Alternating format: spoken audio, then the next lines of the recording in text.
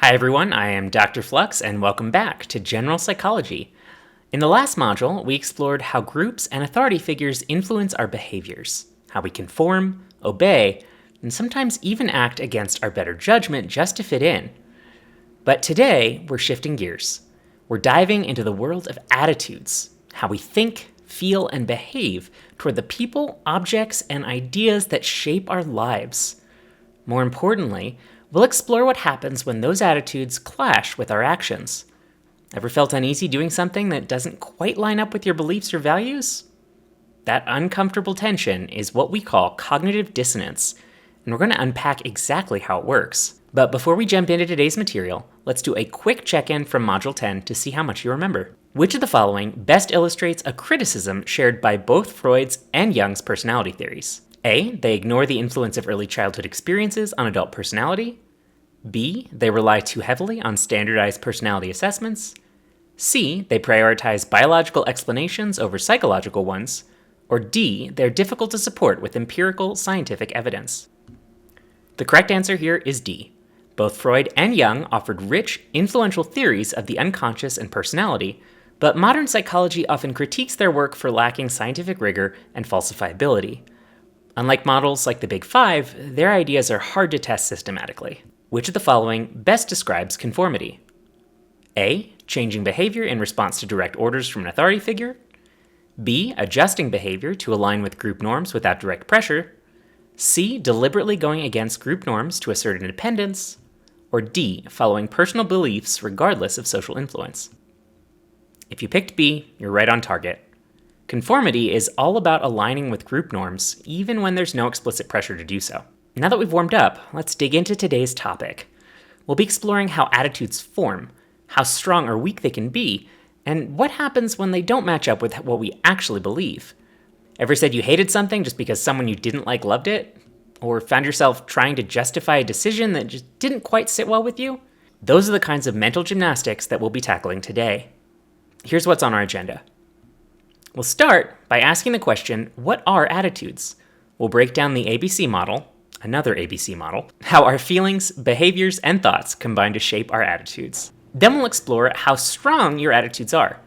We'll take a look at why some attitudes influence behavior more than others, and why they sometimes don't match up at all. Then we'll take a look at implicit versus explicit attitudes by diving into the hidden biases that we all carry and how they shape our actions without even realizing it. Then we'll discuss balance theory. Ever felt drawn to something just because someone you admire endorsed it? Well, we'll explore why that happens and how our minds crave harmony in surprising ways. Finally, we'll take a look at cognitive dissonance. We'll tackle the discomfort of conflicting beliefs and behaviors and the clever ways we resolve that tension. Then we'll wrap up in our conclusion and do some review. By the end of this lecture, you'll be able to explain why attitudes don't always predict behavior, how to reconcile conflicting thoughts and actions, and how marketers and influencers sneakily shape our opinions without us even noticing. You'll also have the tools to recognize these patterns in your own life, and maybe even use them to your advantage. So let's start with the basics. What exactly are attitudes? We throw this word around all the time. He's got a bad attitude, or I have a positive attitude about this class. But in psychology, we have to get a bit more specific. An attitude is a lasting evaluation, how you think, feel, and act towards something that matters to you. It could be a person, an object, a concept, even a situation. And these evaluations aren't just floating around randomly in your brain. They're structured in a very particular way. Psychologists break down attitudes into three components, known as the ABC model. You may have noticed by now that psychologists really like these ABC models. The A stands for affective. This is the emotional part of your attitude. How do you feel about something? Do you love it? Do you hate it? Do you feel indifferent? For example, maybe you feel a rush of excitement when you see a roller coaster. That's your affective response. B stands for behavioral. This is how your attitudes influence your actions. Do you avoid something? Do you seek it out? Sticking with the roller coaster theme, if you love roller coasters, your behavior might be to jump in line for the tallest one at the park. Then C stands for cognitive. This is what you think about the object of your attitude. What do you believe or know about it? You might believe roller coasters are thrilling, safe, and a great way to get an adrenaline rush. Or if you're not a fan, you might think they're dangerous and completely unnecessary. Let's think about another salient example. Imagine you see a spider crawling across your bedroom wall. What would your attitude towards this be? In the affective domain, you might feel fear or disgust. Maybe your heart races, or you get that crawling sensation in your skin.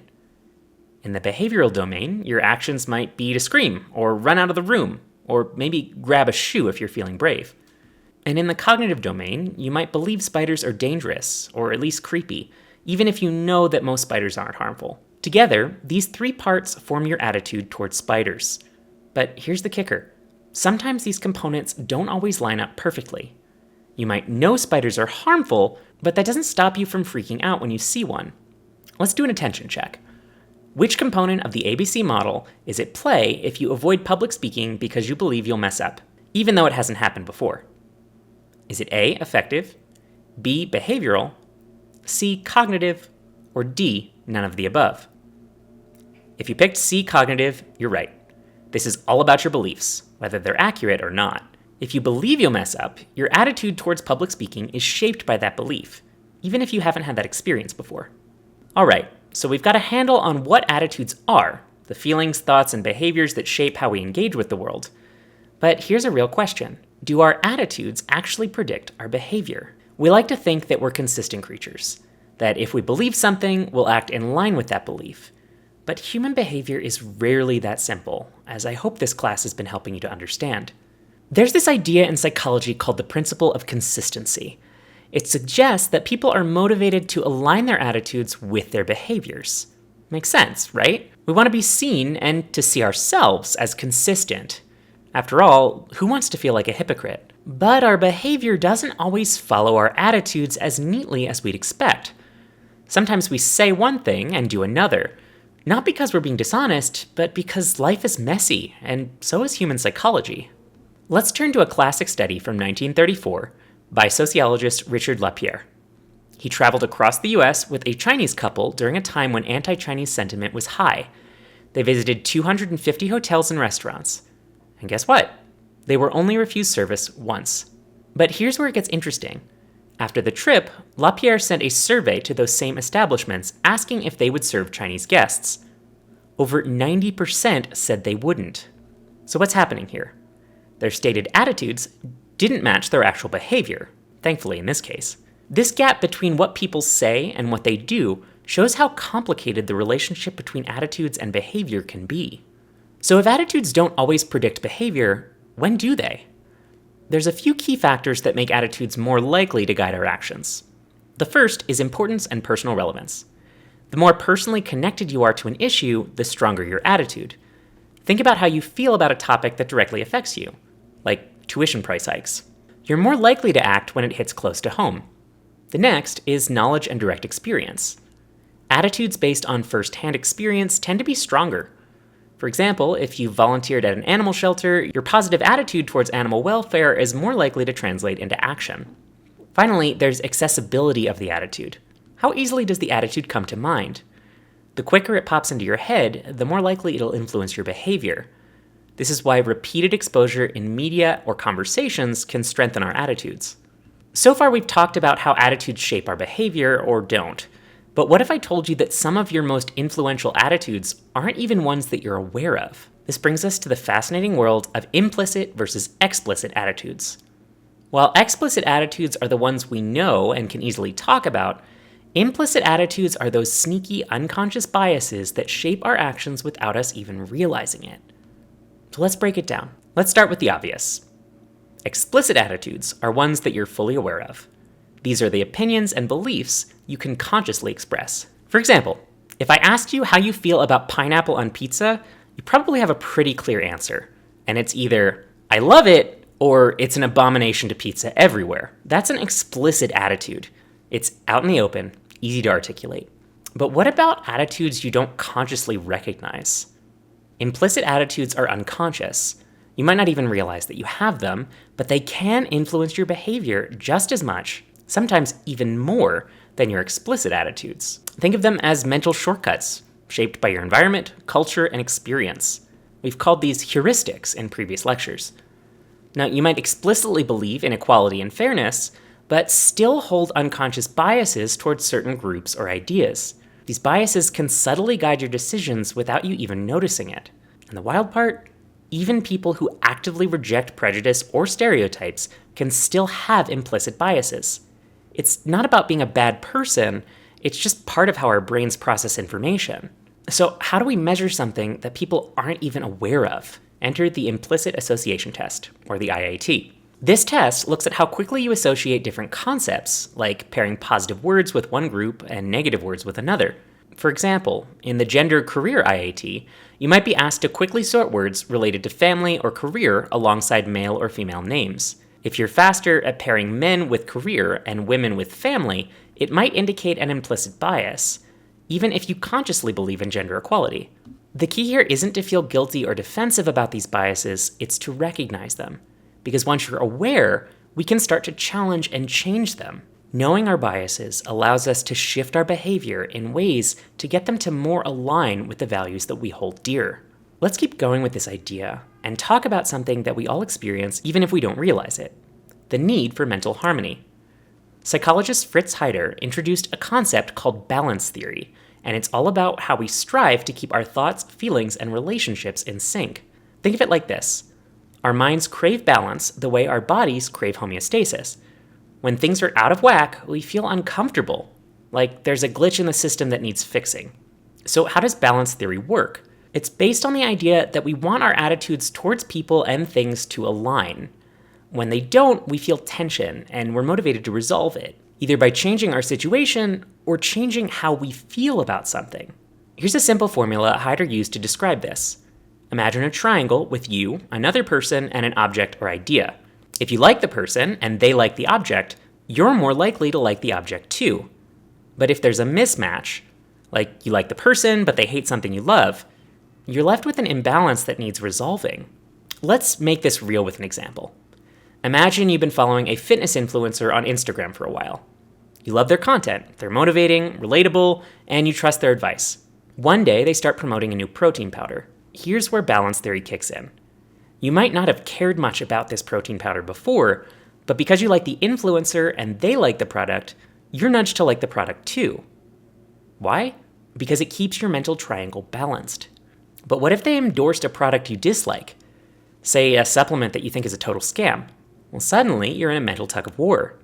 Do you start questioning the product? Or maybe you start questioning the influencer. Either way, your mind is trying to resolve the imbalance. We can flip this scenario. Imagine someone you don't like, maybe a celebrity who constantly stirs up controversy. They endorse a product, let's say the same protein powder, but even if the product is great, you might feel hesitant to try it. Why? Because liking the product would create an imbalance. You don't want to align yourself with someone you dislike. A recent example of this can be seen when Adidas dropped its partnership with Kanye West, canceling its Yeezy brand in 2022 following a series of anti-Semitic remarks. Adidas wanted to rapidly avoid the negative impact that comes from being associated with someone making increasingly inflammatory and hateful comments, so they canceled their brand relationship. This is an example of marketers understanding this principle and adapting their strategy to make their products more attractive. This is why influencer marketing is so powerful, and why celebrity endorsements can backfire if the public doesn't trust or like the person endorsing the product. All right, let's do another attention check. According to balance theory, if you like an influencer and they endorse a new product, what are you most likely to do? A, dislike the product to stay neutral. B, feel indifferent because influencers don't affect attitudes. C, be more inclined to like the product to maintain balance. Or D, ignore both the influencer and the product. If you pick C, you're spot on. Balance theory predicts that you'll be more inclined to like the product because it helps keep your mental relationships in harmony. Our minds are wired to seek consistency. It's like psychological gravity pulling everything into alignment. Now that we've explored how our minds seek harmony through balance theory, let's look at what happens when that harmony breaks down. When our attitudes and behaviors clash, we experience something called cognitive dissonance. And it's like mental friction that your brain has to resolve. This isn't just theoretical. It's something you've definitely felt. Ever done something you didn't believe in and then found yourself scrambling to justify it? That uncomfortable nagging feeling? That's cognitive dissonance in action. Cognitive dissonance is the mental discomfort we feel when we hold two conflicting thoughts or when our actions don't match our beliefs. This discomfort motivates us to reduce the inconsistency, often by changing our attitudes, adjusting our behaviors, or coming up with new justifications. It's like being on a diet, but you cave and eat a big slice of cake. You know it's not aligned with your health goals, but instead of feeling guilty, you tell yourself, I've been good all week. I deserve this. That little mental shift? That's your brain working overtime to reduce the dissonance. Let's dive into one of the most famous studies on cognitive dissonance by Leon Festinger and James Carlsmith in 1959. Participants in this study were asked to do a super boring task, literally turning pegs on a board for an hour. Afterward, they were asked to tell the next participant, who was a Confederate in the study, that the task was actually fun and exciting. Some participants were paid $20 for lying, while others were just paid $1. This is where it gets interesting, though. The people who got $20 would justify the lie by saying, hey, I got paid well for it. But the people who only got $1, they didn't have enough external justification for lying. So what did they do? They actually convinced themselves that the boring task was fun to reduce the discomfort of lying for just $1. This showed that when we don't have enough external reasons to justify our behavior, we'll change our internal attitudes to match our actions. So how do we resolve this uncomfortable cognitive dissonance? Here's 3 common ways. The first is to change your behavior. For example, if you believe vaping is unhealthy but you continue to do so, you might quit to align your behavior with your beliefs. Or you could change your beliefs. Alternatively, you might convince yourself that vaping isn't that bad or that you can quit at any time, reducing the dissonance by shifting your beliefs. You might add a new thought to justify your behavior, like, sure, I vape, but I also exercise regularly, so it all balances out. This extra layer helps reduce the mental tension without changing the behavior itself. Let's take a look at a few other everyday situations where cognitive dissonance pops up. For example, buying an expensive item and then convincing yourself it was a great deal, even if you have buyer's remorse. Or cheating on a test, but telling yourself everyone else is doing it, so it's not that big of a deal.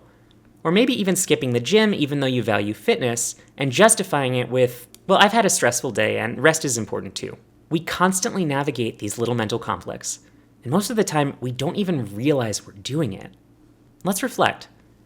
Think back to a time when you experienced cognitive dissonance. Maybe you made a decision that didn't align with your values, or you justified something after the fact to ease that mental discomfort. What did you do to resolve the tension? Did you change your behavior, shift your beliefs, or add a new justification?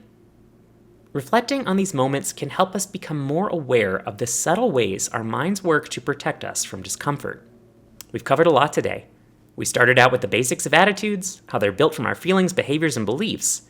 But we also saw that attitudes aren't always the straightforward predictors of behavior that we think they are. Through studies like the one conducted by Lapierre in 1934, we learned that people's attitudes and behaviors don't always line up. We explored implicit attitudes, those hidden biases we might not even realize we have, and how they subtly shape our actions. Then we dove into balance theory, seeking how we crave harmony in our thoughts and relationships, whether it's with friends, celebrities, or even influencers on TikTok. Finally, we tackled cognitive dissonance, that uncomfortable tension when our actions and beliefs clash. Whether it's lying for $1 or justifying an expensive purchase, our minds are constantly working to resolve that tension and restore balance. Here's some big ideas I want you to walk away with today. Attitudes are made up of affective, behavioral, and cognitive components. Attitudes don't always predict behavior. Their strength depends on factors like personal relevance and direct experience. Implicit attitudes operate beneath the surface and can influence behavior without our conscious awareness. Balance theory explains how we align our attitudes to maintain mental harmony in our relationships. And cognitive dissonance is the mental discomfort that we feel when our actions don't align with our beliefs, and we're motivated to resolve it by changing our attitudes, behaviors, or justifications. Before we wrap up, let's lock in today's material with a couple of review questions. Which of the following best describes an implicit attitude? A, a belief you can easily articulate and explain. B, an unconscious bias that influences behavior without awareness. C, a deliberate decision to change your opinion. Or D, a temporary feeling based on a specific event. If you chose B, you've got it. Implicit attitudes are those subconscious biases that shape our actions, even when we're not aware of them. What is cognitive dissonance most likely to cause? A, a desire to conform to group norms. B, a shift in behavior to match unconscious biases. C, mental discomfort when actions and beliefs conflict, leading to attitude or behavioral changes, or D, a refusal to change opinions even when proven wrong. If you answered C, you're spot on. Cognitive dissonance creates discomfort when our behaviors and beliefs don't align, pushing us to resolve the conflict by adjusting one or the other. Understanding attitudes isn't just about getting it right on an assignment for psychology. It's about insight into ourselves, who we are. Our minds strive for harmony, but life rarely offers clean lines. When actions and beliefs clash, that tension, cognitive dissonance, it isn't just discomfort. It's a signal, a prompt, an invitation to realign, reevaluate, or sometimes redefine. So the next time you feel that nudge of unease after saying one thing and doing another, pause. There's wisdom in that dissonance. It's your mind's way of asking, who am I becoming? Thanks for sticking with me today, and as always, stay curious, stay resilient, and above all, live life in flux. I'll see you in the next lecture.